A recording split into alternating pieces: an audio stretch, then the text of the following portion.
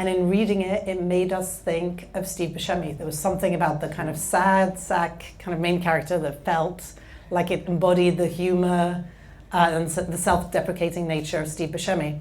So we thought, why don't we send it to Steve Buscemi? But then we had to get to Steve Buscemi, and Hollywood and actors is full of gatekeepers, as I'm sure you know. It's very, very hard, boundaries and basically to break, and hard hurdles to get over. So we called Steve Buscemi's agent's assistant and pitched him the idea of the project. And this was kind of another life, there's many life lessons along the way of this story, but one life lesson is be nice to everybody. And we were very, very nice to this assistant who usually gets yelled at. And the assistant said he would read the script for us, and he read it, and he called us back and said, this script makes me think of Steve Buscemi. So we thought, we're onto something. And then he gave the script to his boss, who is still Steve Buscemi's representative today, all these years later. And the Steve Buscemi's agent read it and called us and said, this script makes me think of Steve Buscemi. And then he said, would you like to meet with him? And we said, yes. And we went to Brooklyn and sat down with Steve Buscemi. And he said, I love this script. It feels like it was written for me.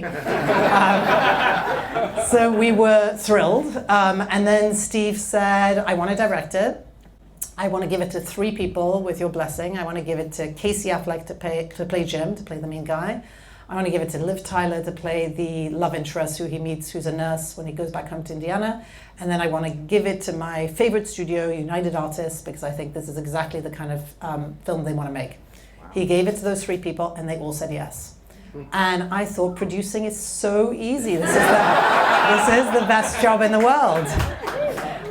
United Artists said they'd give us $5 million, which is a lot today, but it was really a lot back then. So we closed Steve Buscemi's deal, and we were going to pay him $500,000, 10% of the budget, to direct the film. And really, he was directing, he was producing, he was pulling the whole thing together. And we closed his deal, and we were starting prep 2 weeks later.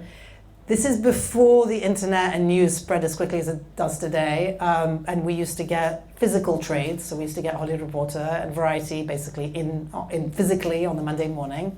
And the Monday morning, which was 2 weeks out from starting prep, we got Hollywood Reporter, and front page of Hollywood Reporter said, United Artists shuts down. And suddenly this Go movie that had been so easy to pull together suddenly was, basically falling apart. And we went and called everyone under the sun, every production company, every financier. We knocked on doors, we begged. So in moments, our budget had gone from $5 million to $350K. And most importantly, our budget was smaller than our director's fee.